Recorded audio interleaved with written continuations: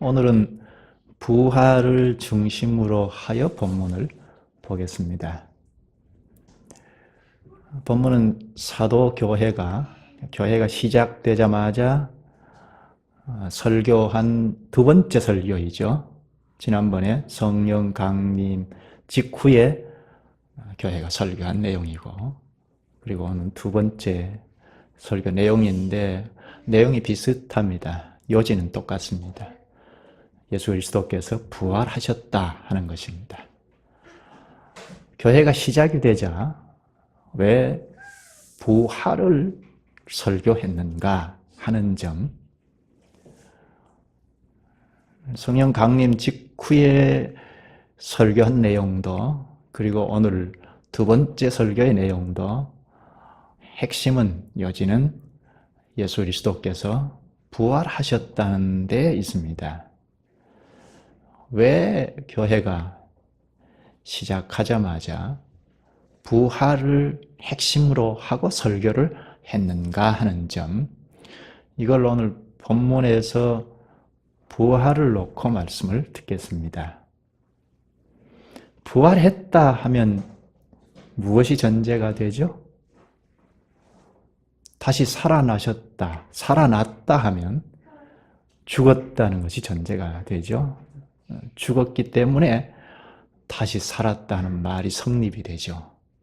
예수께서 죽었다는 말입니다. 그런데 예수님의 죽음은 모든 사람들의 죽음과는 다르죠. 달리 죽으셨죠. 당시로 돌아가면 십자가 형틀에 달려서 죽었습니다. 아주 악한 죄인이, 고약한 죄인이 매달아 사형을 시키는 형틀에 달려서 죽었습니다. 그걸 보고 유대인들은 예수님의 죽음이 하나님의 저주를 받아 죽었다 했습니다. 신명기 법에도 있습니다. 신명기 21장 23절에 나무에 달려 죽은 자는 하나님의 저주를 받았다 하고 못을 박습니다. 십자가 나무에 달려 죽었으니까 하나님의 저주였다 했습니다. 이건 유대 나라 사람들은 율법을 믿고 나가니까 공통으로 가진 생각이었습니다. 하나님의 저주를 받아 죽었다 하는 이 예수를 입에 오르내린다는 것은 참 민감한 일이고 죽음과 아주 직결된 일이죠. 하나님의 저주를 받아 사형틀에 매달려 죽었다 했는데,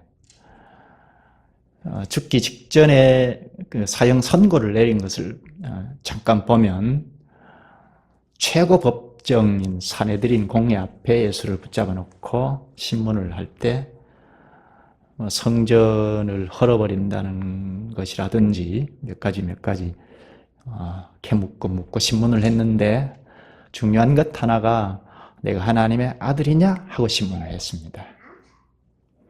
당시의 사람들, 제자들은 물론이고 사람들이 예수 그리스도를 하나님의 아들로 생각했거든요. 그래서 최고 법정, 대법원 앞에 세워놓고 신문할 때 네가 하나님의 아들이냐 했습니다. 그때 예수님이 네가 바른 말을 했다 하고 내가 그렇다 하고 대답했지 않습니까? 하나님의 아들이라는 것은 하나님이신데, 초월에 계신 하나님이신데 사람의 형체를 입었다는 겁니다. 예수께서 사람이 아니고 하나님이라는 말이죠. 이 말을 들은 그 법정에서는 참 기가 막힐 일이죠. 그래서 사형 선고를 내렸습니다. 오늘날에도 사람이 나는 하나님이다 그러면 이 교계 안에서는 좀 부드러운 말로 이단이라고 하죠. 세상 사람들이 말한다면 미쳤다 할 텐데, 우리 교회 안에서는 이단이라고 이렇게 착하게 그렇게 표현을 합니다. 그것처럼 예수님께서 그랬다는 말입니다.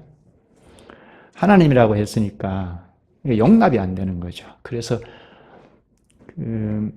제사장이 옷을 찢으면서 노하면서 신성 모독죄로 사형 언도를 내렸습니다.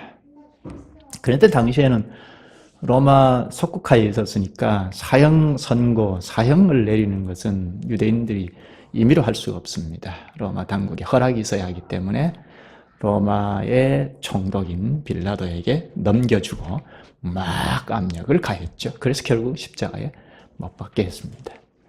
십자가 형틀에 죽었으니까 나무에 달린 자는 하나님의 저주를 받았다 하는 율법에도 있으니까 나무 십자가에 죽었으니까 하나님의 저주를 받았다 하는 생각을 했습니다.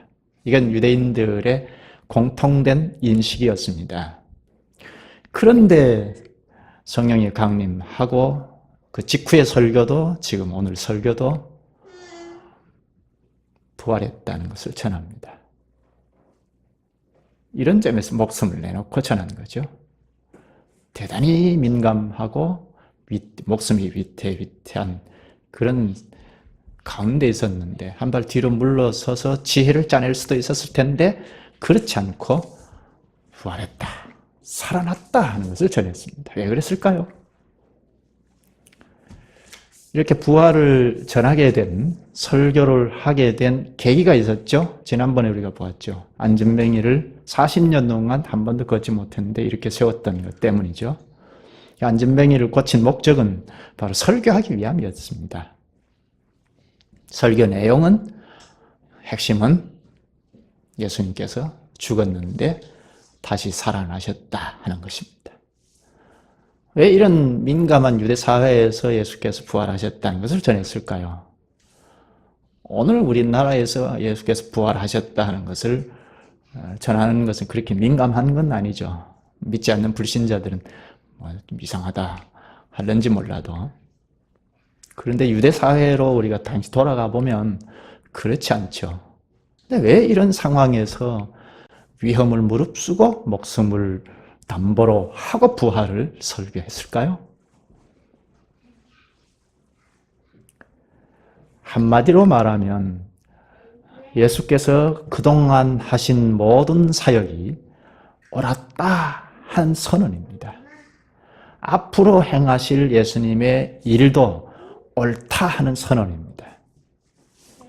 예수님께서 행하신 사역이 여러 가지 말할 수 있겠는데요. 중요한 사역이 무엇이죠? 사역 시작하면서 첫 마디가 천국이 가까이 왔느니라 하고 천국 사역을 쭉 행하지 않으셨습니까? 그리고 한 2년 반 조금 넘어서서 내 교회를 세우리라 하셨지 않습니까? 그리고 교회가 성령 부활하신 이후에 하늘에 오르셔서 10일 후에 성령을 보내주셨습니다. 성령을 보내시자 교회가 출범이 되죠. 교회가 시작이 되면서 하나님 나라가 이것이다 하고 나타냈습니다. 이런 일이 다 예수께서 하신 사역이고 예수님이 하신 사역이 옳다는 것입니다. 교회가 출범이 되어서 천국이 나타났다 하는 것을 보여줬는데, 그렇다면 예수님께서 천국, 나라면 나라의 왕, 통치자가 있지 않습니까? 예수께서 여전히 살아서 통치하신다는 것을 말하죠. 교회가 출발했다 하는 것은, 그래서 하나님 나라가 나타냈다 하는 것은 통치자가 있다는 것인데, 교회 통치자는, 천국의 통치자는 그리스도가 왕으로 통치하시는 것이니까 지금도 그리스도께서 왕이다, 다스린다 하는 것을 선언하는 일이죠. 예수께서 살아 계신다는 거죠. 여기 13절에도 생명의 주라고 합니다. 죽은 예수가 아니라는 겁니다. 살아 계신다는 겁니다. 즉 살아서 지금도 다스리신다 하는 것입니다. 그것을 안전뱅이를 고침으로 증명했죠. 40년간 한 번도 걷지 못한 사람을 40년간 걸어 다닌 그 멀쩡한 사람 같이 일으켜 세웠으니까 이건 사람이 한 일이 아니고 초능력이다 했는데 기적이죠. 이건 사람이 할 수 없는 일이죠. 그리스도께서 살아서 행하신 일입니다. 예수님께서 부활하셨기 때문에 이렇게 사람을 살려내실 수 있는 권능이 있는 겁니다. 주님의 권능으로 살려내신 겁니다. 일으켜 세우신 것입니다. 또 지난번에 사도가 설교한 끝에 회개하고 세례를 받고 교회가 3,000명이 구원받는 사람이 3,000명이 더해졌다 했죠. 이건 주께서 한 일이죠.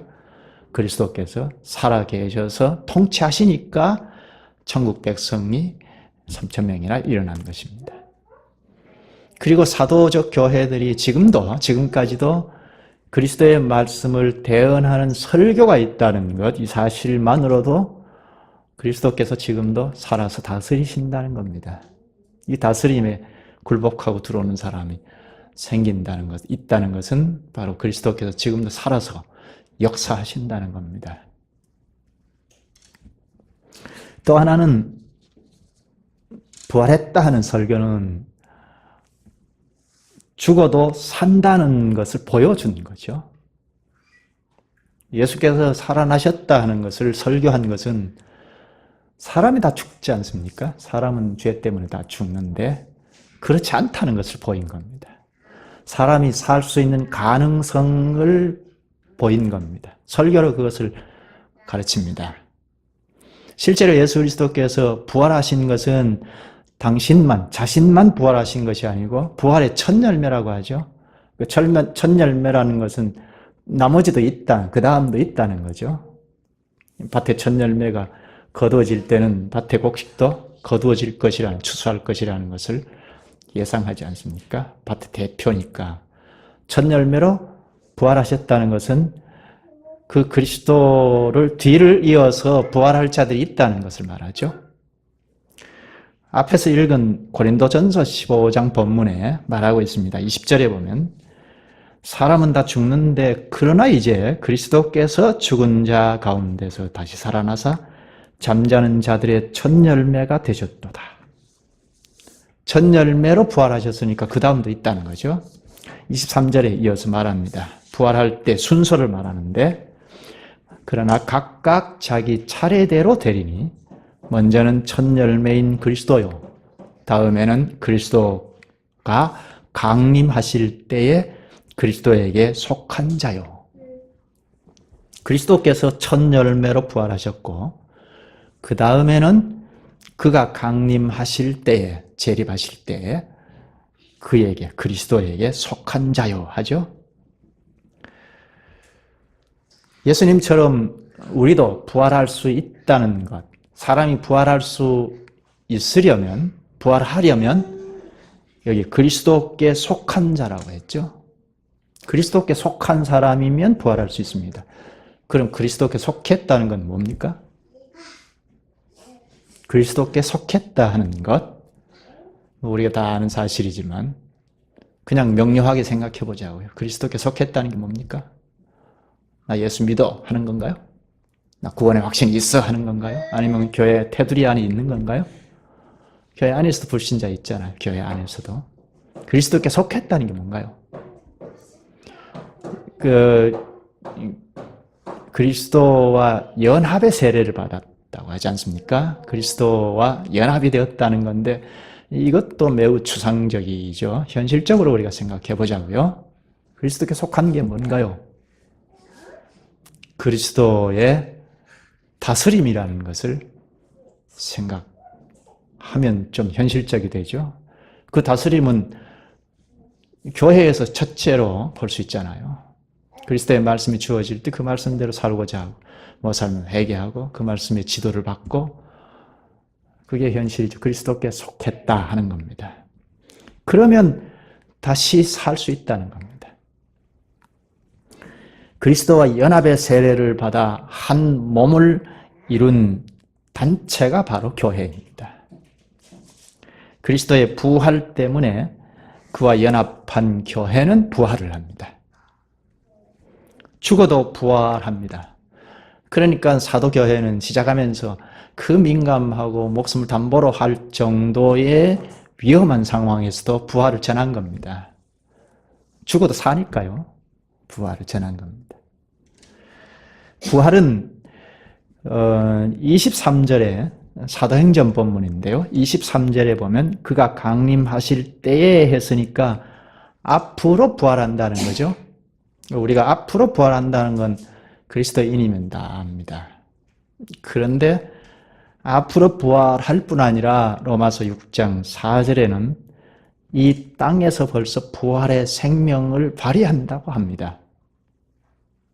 로마서 6장 4절에 우리가 그의 죽으심과 합하여 세례를 받음으로 그와 함께 장사되었나니 이는 아버지의 영광으로 말미암아 그리스도를 죽은 자 가운데서 살리심과 같이 우리로 또한 새 생명 가운데서 행하게 하려 함이라. 그리스도와 연합하면, 이건 연합의 세례를 받던 교회를 말하죠. 연합하면 새 생명 가운데 행하게 하려 함이라. 새 생명 가운데 행한다는 겁니다. 이 새 생명 가운데 행한다는 게 뭘까요? 그리스도의 부활의 생명에 연합이 되었으니까 그리스도의 부활의 생명을 발휘한다는 겁니다. 그리스도의 생명, 그 부활의 생명을 발휘한다는 게 뭘까요? 우리가 심증적으로는 다 알고 있는 말이지만 이게 좀 모호할 수 있으니까 자꾸 이렇게 짚어보는 겁니다. 부활의 생명을 발휘한다. 무슨 뜻인가요? 새 생명 가운데서 행한다. 무슨 뜻이죠? 손쉬운 말로 하면 그리스도의 말씀대로 산다는 겁니다. 이것이 그리스도의 말씀이면 그 말씀대로 살고자 발버둥 치는 그 사실, 그러면 성령께서 힘을 주셔서 한 발씩 내딛고 살아가게 하는 것, 그 먼저는 이제 인식을 바꾸고 하는 거죠. 아, 내가 잘못 생각했구나. 아, 이건 내 생각은 이 육신의 생각이구나. 이런 데서부터 이제 자꾸 바꿔나간다는 겁니다. 이게 새 생명이 있는 자에게는 이게 발휘가 된다는 겁니다. 인식에서부터 자꾸 고치고 말씀을 따라서 행하고자 하고, 이게 새 생명이 발휘가 되니까 그렇습니다. 지난주에 성도의 교제에 대해서도 생각을 했는데, 교회 본질이 성도의 교제다, 그리스도 안에서 교제하는 것이다 했는데요. 그것이 뭘까 하고 구체적으로 생각하지 않았습니까? 사도의 가르침을 받아서 서로 교제하고 떡을 떼고 기도에 힘쓰고, 그걸 한마디로 믿는 자들이 함께 있는 것, 그랬죠? 구원받는 사람이라고 했습니다. 이게 성도의 교제라고 했습니다. 이런 말씀이 이제 가르쳐졌으니까 그럼 난 어떻게 할까 하는, 이게 새 생명을 발휘하는 자세죠. 어제는 교인 중에 혼인식이 있어서 우리가 시간 있는 분들은 다녀왔는데, 혼인식을 참여하면서 저 개인적으로 생각한 건데요. 비교적 젊은 목사님이 말씀을 잘 전했어요. 본문을 이렇게 이것저것 붙이지 않고 잘 전했는데, 저는 좀 아쉬운 건 혼인의 목적에 대해서 좀 아쉬웠어요. 혼인을 왜 하는가 하는 목적. 남편은 아내를 사랑하고 교회를, 주님께서 교회를 자신을 주심같이 사랑하라 하는 그 본문을 가지고 그대로 말한 것, 아주 잘한 거죠. 자꾸 이것저것 얘기하기보다 본문을 잘 읽고 전하는 것이 잘하는 거죠. 그리고 아내는 남편을 복종하는 것, 순종하는 것. 그렇게 하면 서로 행복해진다 하고 맞춰서 아쉬워요. 우리의 약점인데요. 아담의 집안으로 온 우리 모두는 다 그리스도를 믿는다는 사람까지도 다 우리 안에 죄악의 본성은 인생 행복주의에 기울어져 있습니다. 행복. 이 인생 행복은 불신자도 다 가지고 있잖아요. 그래서 새해 첫날이 되면 덕담을 한다고 복 받으십시오, 새해 복 많이 받으십시오 하잖아요. 근데 설교가 이렇게 하면 복 받는다 하는, 이게 반은 맞을 수 있는데 반은 틀려요. 우리가 그리스도인으로 참되이 잘 살면 인생 행복인가요? 그럼 성경에 있는 인물들이 다 잘못되었네요. 이건 만 인류가 다 인생 행복을 추구하고 지금까지 추구해 오고 있는데 행복하던가요? 이런 설교, 또 우리가 이렇게 추구해 나가는 거 우리 안에 다 있습니다. 우리도 돌아서면 불신자예요.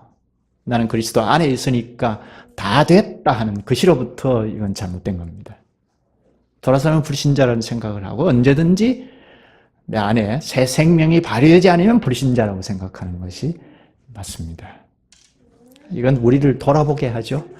새 생명이 있으면 왜 이럴까 하는 것, 내가 이거밖에 안 되는가 하는 것, 우리를 돌아보게 합니다. 이게 새 생명이 있다는 증거예요. 부활의 생명이 있는 자는 나를 돌아보게 만든다는 겁니다. 그리스도와 연합했으면 그리스도의 생명을 발휘한다는 겁니다. 그리스도의 말씀대로 살고자 한다는 겁니다. 현실적으로 그리스도의 다스림 안에서 산다는 겁니다. 다스림을 받는 현실은 교회에서 첫째 있죠. 목사가 설교만 하고 마는 것이 아니고 설교해놓고 그 말씀대로 지도를 할 때 그 지도를 받는 게 현실적으로는 그리스도의 지도를 받는 거죠. 우리 가정으로 돌아가면 우리 아이들 같으면 현실적으로는 가정의 부모의 지도를 받는 겁니다. 말씀대로 지도를 하는, 그 지도를 받는, 그리스도의 지도를 받는 거죠. 직장 생활할 때도 마찬가지죠. 윗사람을 공경하라는 그 말씀대로 윗사람의 지도를 잘 받으면 그리스도의 지도를 받는 겁니다. 불신자하고 이런 점에서 전혀 다르죠. 국민의 한 사람으로도 마찬가지입니다. 윗사람에게 지도를 잘 받으면 그리스도의 지도를 받는 겁니다. 이게 그리스도의 지도를 받는 현실이죠. 아무 지도를 받지 않고 산다? 그리스도의 지도를 받는 걸 어떻게 합니까? 말만 하고 마는 거죠. 이건 다른 말로 하면 사람답다는 겁니다. 아, 참, 저 사람, 사람답다. 어디에서도, 교회에서, 가정에서, 직장에서, 이 세상에서. 아, 사람은 저래야 한다. 그거예요. 그리스도의 지도를 잘 받으면, 아, 저 사람 참 사람답다. 이제 쉽게 좀 말하자면, 말을 했는데, 사람답다는 겁니다. 사람이면 저렇게 생각해야 해. 내가 그렇게 살지는 못하지만, 나는 저렇게 생각할 수 없지만, 아, 그래야 해. 그거죠. 그걸 우리 교회 안에서 말한다면 곧 죽어도 그리스도의 말씀대로 산다는 겁니다. 말씀대로 고집을 피우고 살다가 죽을 수도 있죠. 당시로 돌아가면 죽을 수 있죠. 죽어도 산다는 겁니다. 그러니까 끝까지 말씀대로 살죠.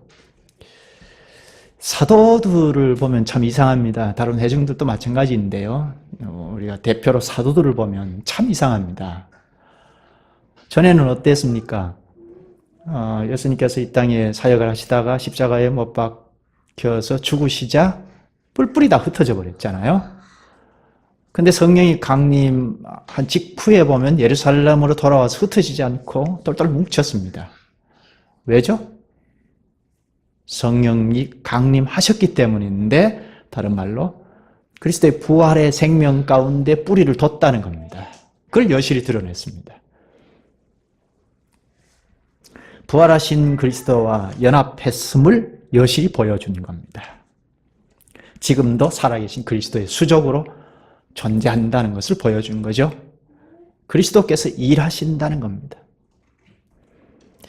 지금 우리의 상황도 만만치 않습니다. 교회 안팎으로 매우 힘겹습니다.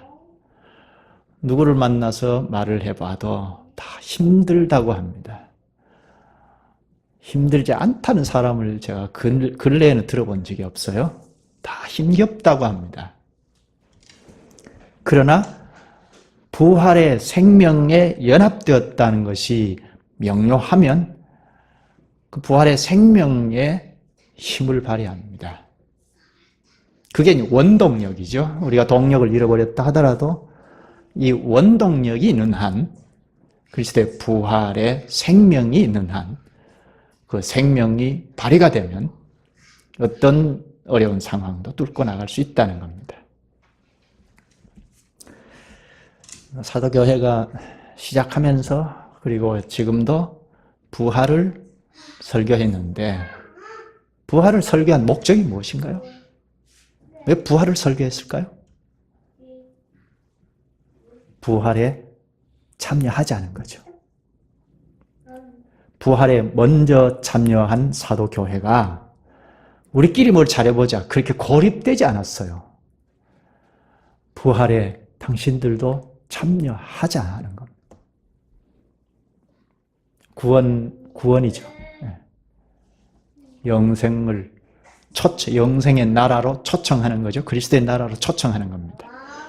그러면 그 나라에 어떻게 참여하느냐? 영원한 생명, 부활의 생명 가운데 참여하려면 어떻게 해야 하느냐 하는 것을 가르칩니다. 사도행전 본문 3장 19절을 보면 그러므로 너희가 회개하고 돌이켜 너희 죄 없이 함을 받으라. 부활의 생명에 참여하려면 죄인은 안 됩니다. 죄를 가지면 안 되니까 회개하고 돌이켜 너희 죄 없이 함을 받으라 합니다. 성령 강림 직후의 설교도 그랬죠. 너희가 회개하여 각각 예수 그리스도의 이름으로 세례를 받고 죄사함을 받으라 했습니다. 사람은 다 죄가 있어서 죽습니다. 부활의 생명에 참여할 수 없습니다. 죄 때문에 다 죽습니다. 그래서 그 죄를 회개하고 돌이켜라 합니다. 여기 돌이켜라는 건 하나님 앞에 돌아오라 하는 것입니다. 하나님께 돌아오면 하나님께서 죄를 씻어 주실 거라는 겁니다.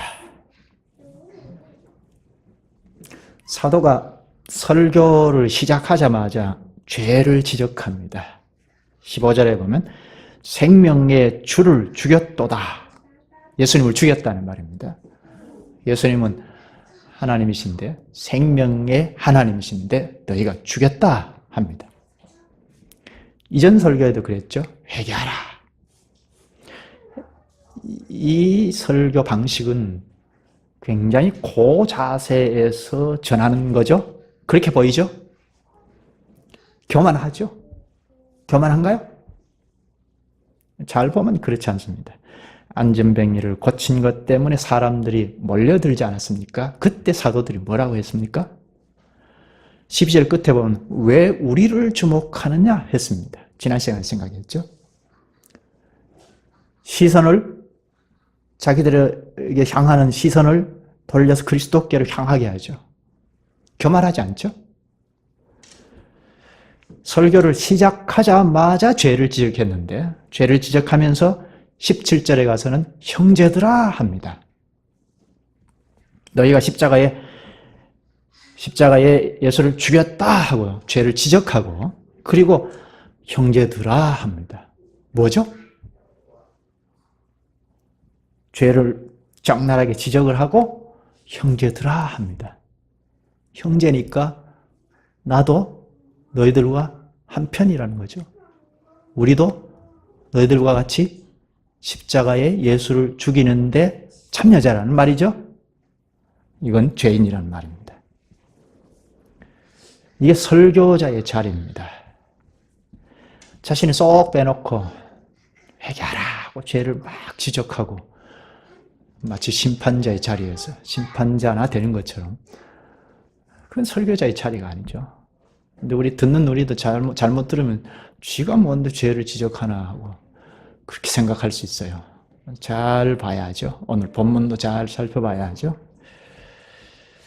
심판의 자리에서 죄를 막 지적하고 만 것이 아닙니다. 형제들아 한 것을 통해서 잘 알 수가 있죠. 같은 죄인의 자리에서 전한 겁니다. 신명기 21장 23절에 설교를 시작하면서 언급했는데요. 나무에 달린 자는 하나님께 저주를 받았음이니라 합니다. 사도들도 그렇게 생각했습니다. 사도들도 예수님의 십자가의 죽음은 하나님의 저주다 하고 생각했습니다. 그 근거 구절이 서두에서 읽은 본문 갈라디아서 3장 13절입니다. 그리스도께서 우리를 위하여 저주를 받은 바 되사 율법의 저주에서 우리를 속량하셨으니 기록된 바 나무에 달린 자마다 저주 아래 있는 자라 하였음이라. 신명기 21장 23절의 것을 그대로 인용하면서 예수 그리스도께서 나무에 달아 죽었으니 하나님의 저주였다 합니다. 사도들도 그렇게 생각했어요. 십자가 나무에 달려 죽었으니 하나님의 저주다 했습니다. 그런데 유대인들과 다른 것이 있어요. 자기 형제들, 유대인들과 유대교와 다른 점이 있어요. 무엇이죠? 여기 뭐라고 합니까? 저주인데 여기 그리스도께서 우리를 위하여 저주를 받은 바 되사 하죠? 그리스도께서 우리를 위하여 저주받았다는 겁니다. 그럼 유대인들은, 유대교에서는 뭐라고 합니까?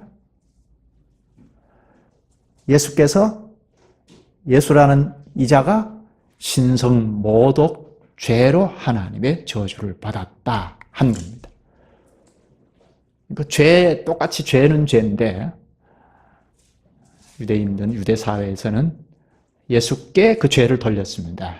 사도들은 저주인데 우리의 죄를 짊어지시고 하나님의 저주를 받았다는 겁니다. 이게 유대교와 기독교가 다른 점입니다. 당시 율법사들, 바리새인들은 선생들이니까 가르칠 것 아닙니까? 예수가 왜 죽었느냐? 자기가 신성 모독한 죄 때문에 하나님의 저주를 받았다고 가르쳤습니다. 그러나 사도들은 어떻게 설교했죠? 저주를 받았는데 우리의 죄로 저주를 받았다는 겁니다.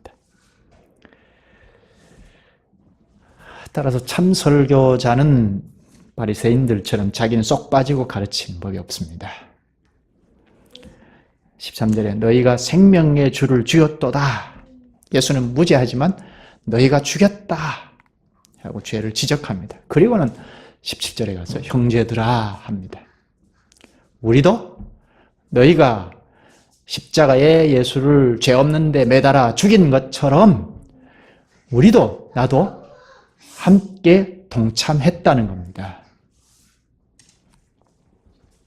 사도들이 당시 유대교인들과 똑같이 한 통속이라는 겁니다. 이건 오늘날 사도들 뒤를 이어서 온 목사도 교회도 한 통속이라는 겁니다. 뭐라고요? 죄인이라는 겁니다. 우리가 돌아서는 불신자입니다. 예수 그리스도를 믿음으로 예수 그리스도와 연합했다. 끝이 아닙니다. 과정 가운데 있는데 그러니까 여전히 우리 안에는 죄성이 꿈틀거립니다. 돌아서면 불신자예요. 너희들이 예수를 죽였다 하고 형제들아 하는 것은 나도 죽였다는 겁니다. 나도 한 통속이라는 겁니다. 이게 설교자도 그리고 우리 모두가 가져야 할 일입니다. 교회 테두리 안에 있으면 다 된 걸로 생각하는 경우가 많은데요. 이건 우리의 착각이죠. 그래서 파급해서 현장에 나가서 전도를 할 때도 예수 믿으시오. 우리가 죄인입니다. 당신들 죄인입니다. 자기는 쏙 빠지고 그렇게 전할 수가 있어요. 자칫하면 그럴 수 있습니다. 나도 그 사람들과 똑같아요. 죄인입니다. 주께서 긍휼히 여기시지 않으시면 똑같이 죄인입니다. 그 죄인의 자리에서 전해야죠. 죄인의 자리에서 죄인이라는 의식을 갖고 전하지 아니하면 거짓 선지자입니다. 한 곳을 찾아볼까요? 신명기 18장입니다. 지금 사도들 생각하면서 사도의 뒤를 이어서 말씀 사역자인 목사를 생각하고 목사와 연결이 되어 연합이 되어 있는 우리 모두를 생각하고 있습니다. 신명기 18장 찾았으면 19절부터 보죠. 18장 19절 누구든지 내 이름으로 전하는 내 말을 듣지 아니하는 자는 내게 벌을 받을 것이요. 선지자에게 말씀을 부탁했는데 선지자가 하나님의 말씀만 전부 전해야 하죠. 그 말씀을 듣지 아니하는 자는 벌을 받는다고 합니다. 하나님의 말씀을 전부 전하는 내 말을 듣지 아니하는 자는 내게 벌을 받을 것이요 합니다. 이게 주님의 말씀이죠. 그 다음 20절, 만일 어떤 선지자가 내가 전하라고 명령하지 아니한 말을 제 마음대로 내 이름으로 전하든지 다른 신들의 이름으로 말하면 그 선지자는 죽임을 당하리라 하셨느니라. 선지자의 권세가 있는 시대입니다. 그럼에도 불구하고 선지자가 주님의 말씀을 대언하면 말 안 들으면 벌 받는다고 해놓고 선지자에 대해서 얘기합니다. 선지자가 내 말을, 내 명령을 내가 전하라고 명령하지 아니한 말을 제 마음대로 전하면 그 선지자가 죽는다고 하죠. 이건 참 선지자로 사칭한 거니까 죽습니다. 이렇게 보면 참 선지자는 따로 있고 거짓 선지자는 따로 있는 게 아니죠. 언제든지 가능성이 있습니다. 오늘 대언을 잘 하다가 내일 삐걱할 수가 있죠. 그러면 죽는다는 겁니다. 그런데 문제가 있습니다. 우리가 거짓 선지자인지 아닌지 어떻게 알 수 있느냐 하는 겁니다. 오늘날 선지자의 성격을 가진 자가 설교자인데 저 설교가 주님의 말을 대언한 건지 아닌지 어떻게 분별하느냐 하는 겁니다. 그래서 그 다음 22절에 말씀합니다.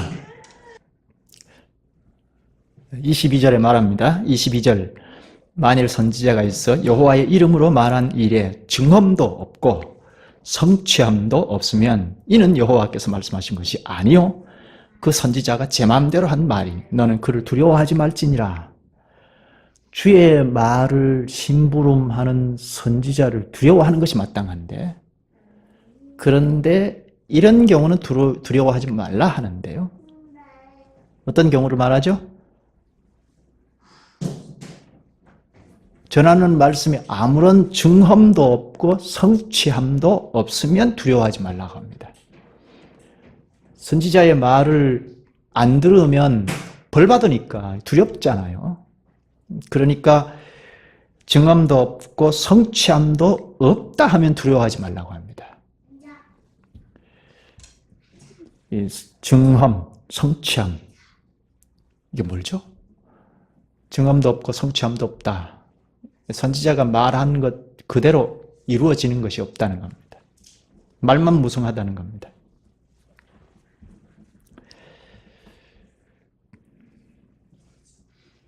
앞에서 말한 대로 혼인식 우리가 참여해서 이렇게 전하는데 혼인하는 목적을 빠뜨려 버렸어요. 그래서 서로 순종하고 또 사랑하고 하면 행복해진다. 행복이 멀리 있는 것이 아니고 사랑하고 순종하면 행복한 가정이 된다. 그게 이웃에도 퍼져나간다. 이러고 맞춰버리면 인생 행복이잖아요.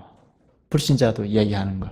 만인류가 다 인생 행복을 추구하고 가는데 그러나 이 인류 역사에서 진정 행복이 이것이다 하는 답을 못 찾았어요. 이렇게 설교를 한다면 말만 무성하잖아요.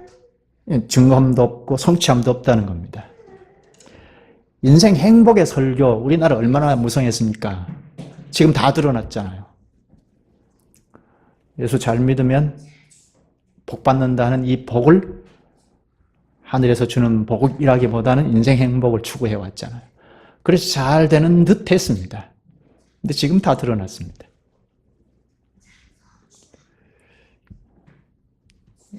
이렇게 전하는 선지자의 말은 두려워하지 않아도 된다는 겁니다. 그리고 말씀대로 살고자 하는 삶이 발버둥치는 삶이 없으면 그건 그리스도의 다스림이 아니니까요. 그리고 본인도 그리스도의 다스림을 잘 못 받아요.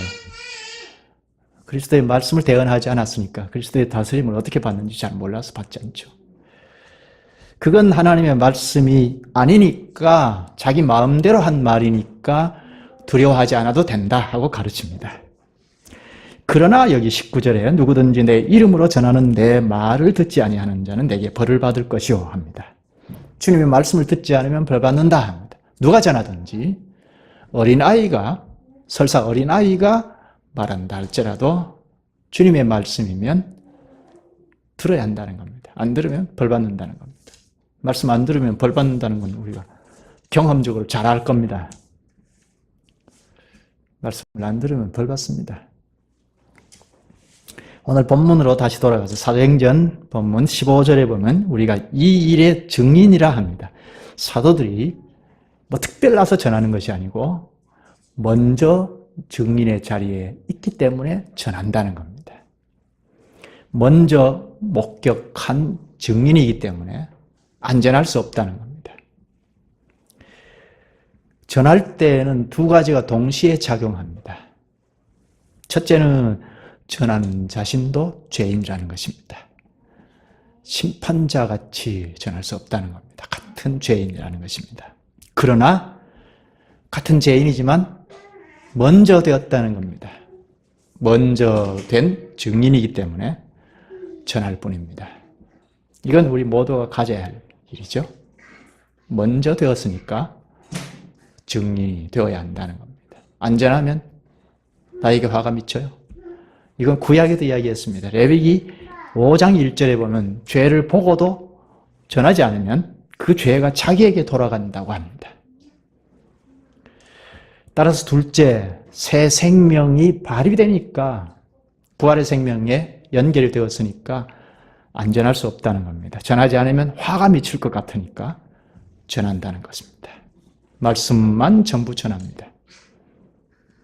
그리스도와 연합했기 때문에 자연히 그리스도의 수종노로서 한다는 겁니다. 그래서 복음도 전한다는 겁니다. 전도도 한다는 겁니다.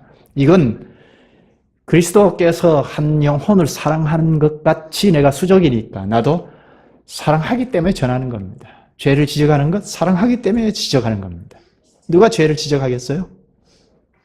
그런데 먼저 된 그리스도의 증인들이기 때문에 죄를 지적하는 것은 나를 사랑하기 때문입니다.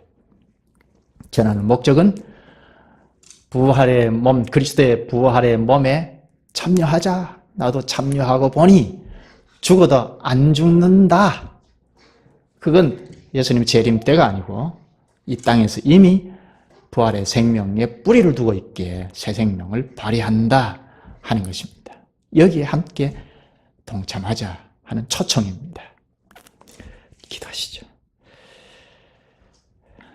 자비하신 주님, 주께서 지금도 살아서 일하시옵나이다. 무엇보다 교회를 다스리셔서 순종하는 자들을 그릇으로 쓰시옵나이다. 사도교회가 부활을 전함으로 그 다스림 아래로 모여든 자들을 주께서 통치하사 부활의 생명 가운데 접붙여 주시고 그 생명을 발휘하게 하시옵나이다.